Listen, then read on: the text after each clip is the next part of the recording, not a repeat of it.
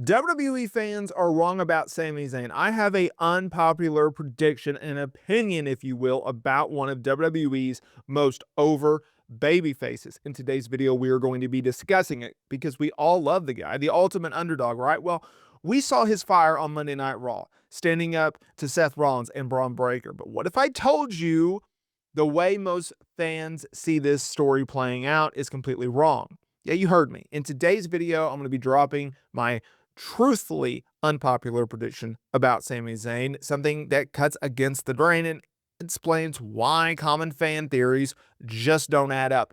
Don't look at Seth Rollins and Bron Breakker. There's a much, much bigger meaning behind what they're doing, okay? Because I want you to keep in mind on this that I think WWE is going in a completely different direction. I think they are showing you Seth Rollins and Bron Breakker because they want to show you that because they have a much bigger idea behind it, or at least what I think they should do. Keep in mind that earlier this year, Sami Zayn was in a feud with Kevin Owens. They had a very brutal, violent type of street fight, anything goes, no DQ, whatever type of terminology or gimmick stipulation in which you want to attach to it. That's basically what they did, right? It was a brutal, brutal match. Keep in mind that was Kevin Owens' last match as he's out with a neck injury that will likely need surgery, albeit it was not due to this match. He suffered it in December. Regardless, it kept Sami Zayn off television, to the point where Sami Zayn, a guy that beat Gunther literally a year ago at WrestleMania 40 for the IC title, was kept off the WrestleMania card. The following night on Monday Night Raw, after the two-night extravaganza, the grandest stage of them all, Sami Zayn returned. And what did he do? Did he make a meaningful impact? No. He came out there and he celebrated with Jey Uso. Yeet!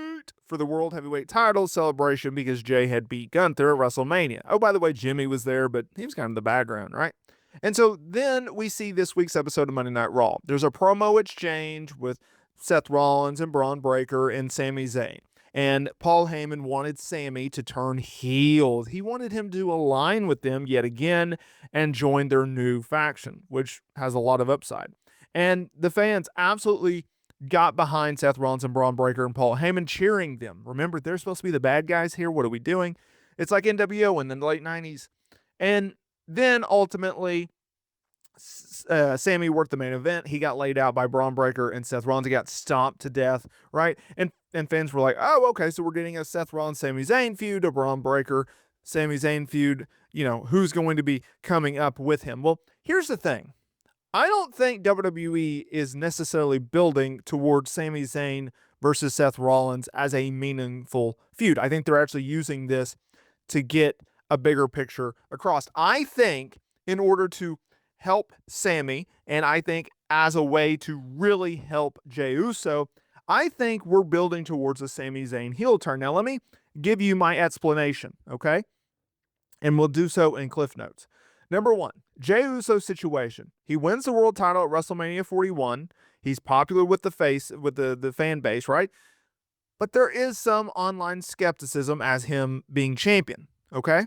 He's expected to work with Logan Paul, maybe a backlash. No one expects Logan Paul to dethrone him, so Jay's going to go over, right? Here's my proposed feud. A rivalry with Sami Zayn could solidify Jey Uso's reign, okay? Keep in mind, what could be the catalyst behind this idea? It's just a jealousy glance from Sami towards Jey on the post episode of WrestleMania for Monday Night Raw, okay? Did anyone else notice that?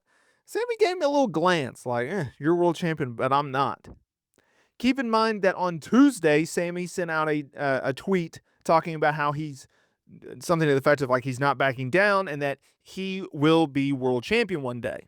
Goes back to the jealousy glands. Goes back to it should have been me type of thing, right?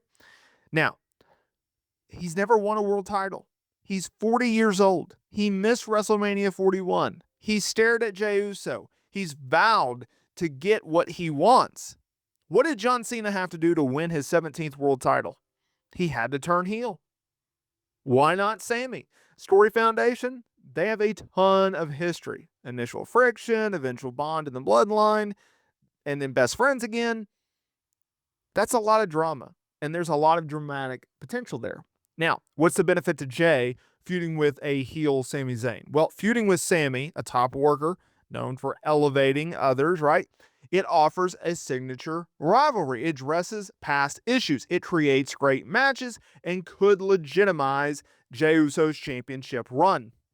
That's what I think this feud does for Sami. I think this is what this feud does for Jey.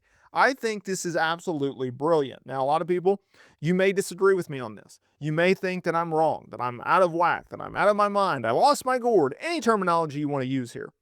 But if you look at the foundation of it, I think it actually makes a lot of sense. Now, I recently said, and I still stand by this, that I think Sami is still an over babyface. I think he's a great babyface. He's one of their top babyfaces on the roster. And I think it would be a loss for WWE not to have Sami Zayn as a babyface. But what is the best heel turns in wrestling? It's when you have a babyface either higher than high, and it's a complete swerve and it takes people off guard, or it's a situation in which a babyface has been beaten and beaten and beaten and is frustrated, and the fans can acknowledge, hey, we understand this guy has been putting his best foot forward. He's been trying to do the best that he can. He's just not getting the job done anymore. That's what Sami Zayn has been doing. He's been losing. He's been putting his best foot forward. He's been trying to elevate others. He tried to help out Kevin Owens, and Kevin Owens tried to end his career. Look at Jey. He wanted to be by Jey's side, and Jey is going off, and he's feuding with Logan Paul. Where was Jey when Sami got laid out by Seth Rollins and Bron Breakker? Where was Jey when Sami needed him the most? He was there for Jey when there was an internal bloodline versus bloodline feud. But where is Jey? Where is Jey when Sami needs him? Is it a one-sided relationship? Is that what we're dealing with now? Right?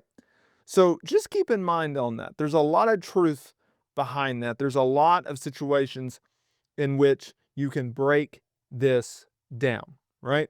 And I think if you look at it like that, then you see it being a situation in which Jey needs Sami as much as Sami needs Jey. There's so much context. There's so much backstory. There's so much bullet points. There's such a foundation for a feud of this magnitude between Sami and Jey. That's what I think WWE really needs to tap into. I think that's what WWE really needs to show, bring out in this storyline. And I think if they can do that, then I think things could really take off in a meaningful way. Let me know down in the comments area below, and I will see y'all in the next video.